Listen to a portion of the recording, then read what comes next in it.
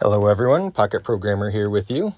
Wanted to do a little video today on something, and it's called exception handling. If you've never heard of it, exception handling is basically telling a program what to do if there's some sort of error.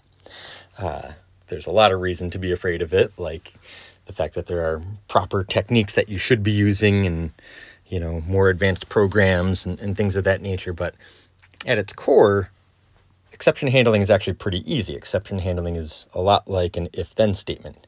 If the program works as it's supposed to, do it.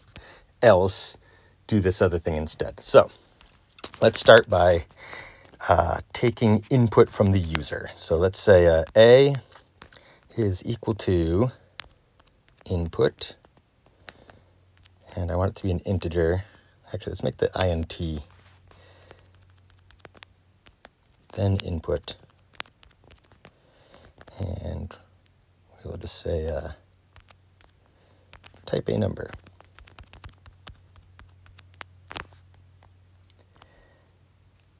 I believe that looks all right. Nope, because I'm missing quotes. There we go. Now it looks better.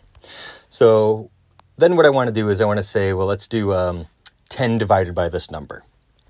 So if I just do 10, how about print 10 divided by A and run it, let's see what happens. So it says type a number, and if I type 5, it prints 2 or 2.0. We didn't format, that's okay. Great, it works. However, type a number, if I type in 0, which is in fact a number and an integer, we got some sort of error. 0 division error, division by 0, okay.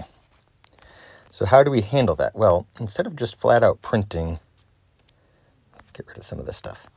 Instead of, oops. Here we go. Instead of just printing 10 divided by A no matter what we want to do is say try,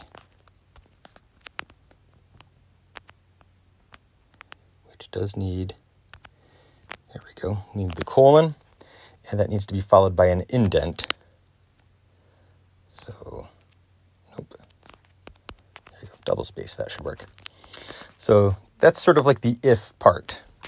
If the program works as it's supposed to, just print it, just do it. The exception handling comes in here, except, and if they make a mistake, what I want to do is say, cannot divide by 0.